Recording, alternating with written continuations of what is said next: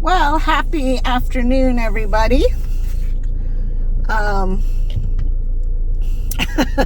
We are on our way to see if this battery will stay charged. Oh God. My windshield is filthy.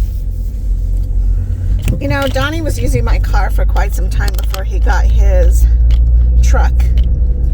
And it's basically kind of like a construction site that he ends up parking at. And so all the vehicles just get so dirty. And you can see that in my windshield. So I do apologize that it's so probably cloudy and dusty looking. But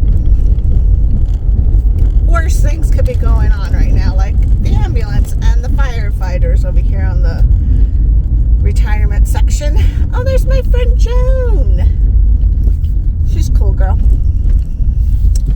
So anyways, this may be a pretty terribly videoed video, but that happens in life.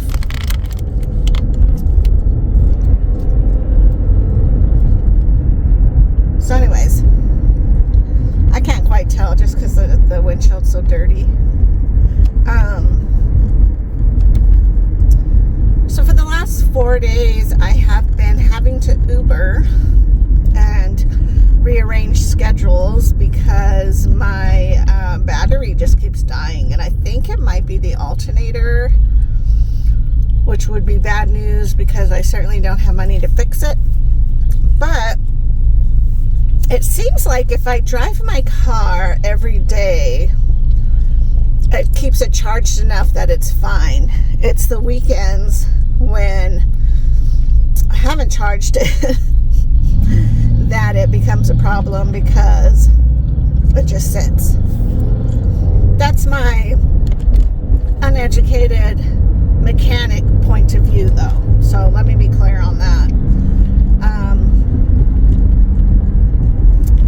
So yeah, the week has been really good. Wednesday I was supposed to have a appointment at DaVita and a blues meeting, which is basically around the same area, and so I went ahead and rescheduled my appointment because my car didn't work, and then I had to make arrangements with my son last minute for me to be able to borrow his car so I could go to the blues meeting at noon. It was chaos.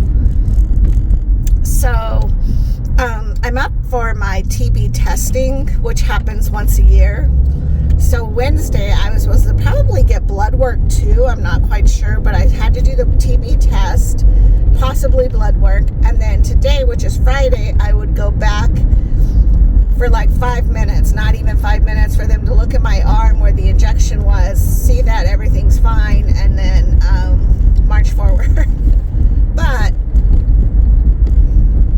because I didn't get my TB testing injection on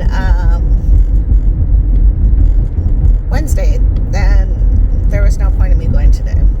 And I don't believe I could go today and then I could go on Monday. I think like that's too much time. So anyways, I just rescheduled it for next week. So in case my car isn't running next week, then I can use my son's car and run to the appointment and all of that. So far so good.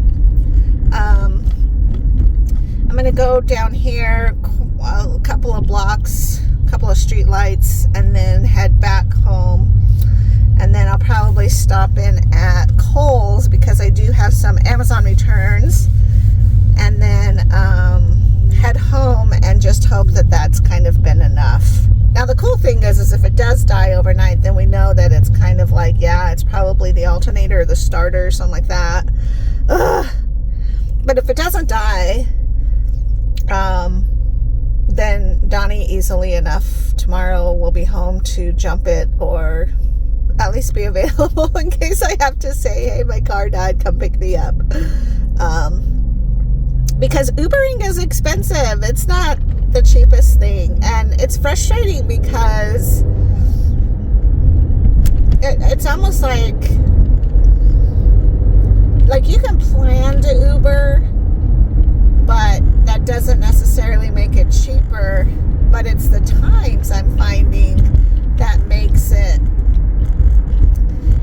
doable or not.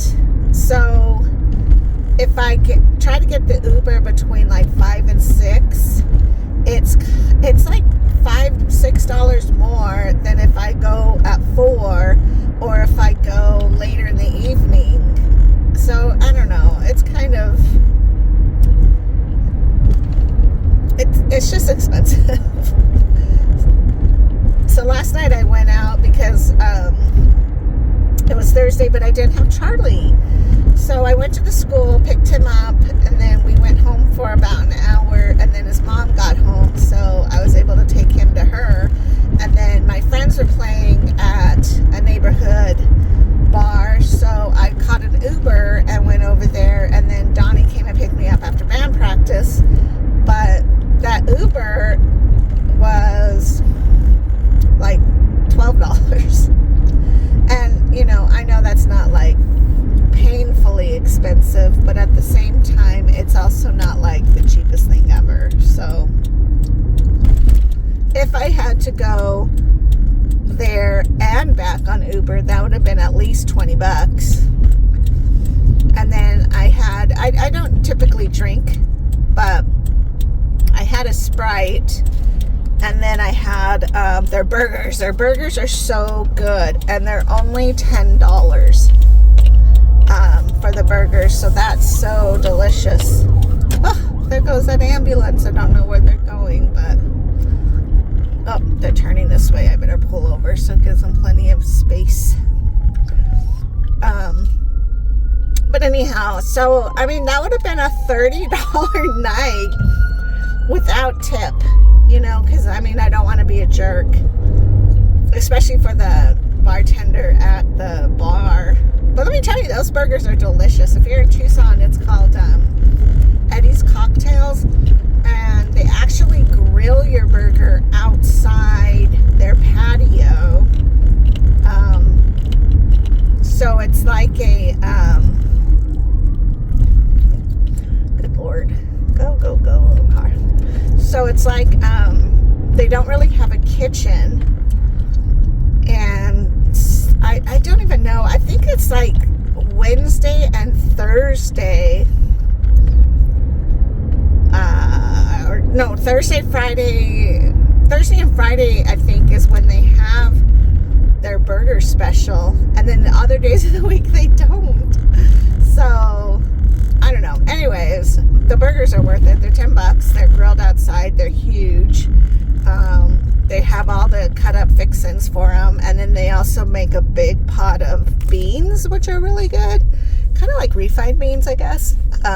So definitely pinto, but it's not even like the ranch style or anything like that. It's not really fancy at all. It's just basic, and it's delicious and worth $10, let me tell you. So anyways, that's what I did last night, which I caught my Uber for. And I was surprised by how much it cost to go there. But my Uber driver was really, really cool. And I got to ride in a Yukon, which is a bigger truck vehicle.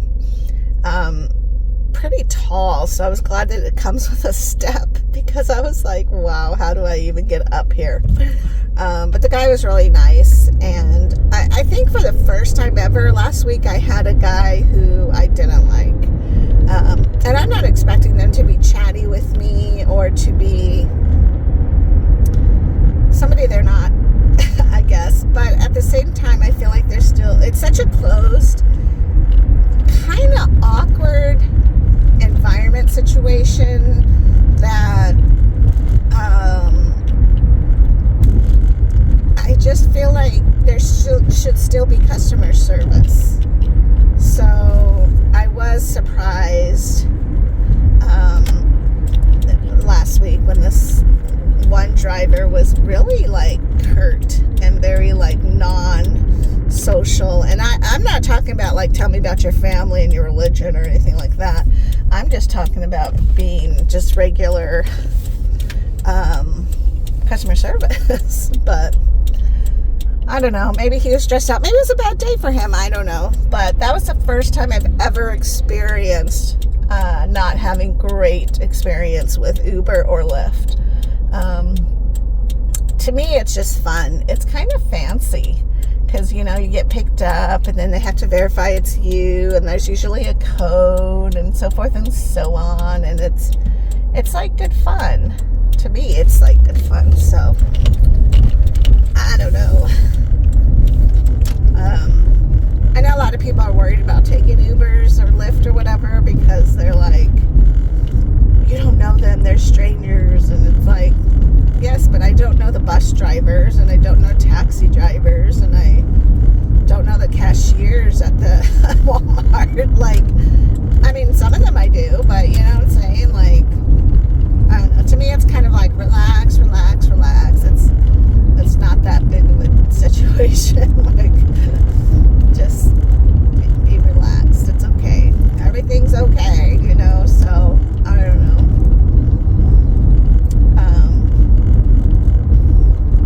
But you know, that's life. That's how things go. So I am a little tempted to stop by Walmart because it's springtime and I kind of want to get some plants.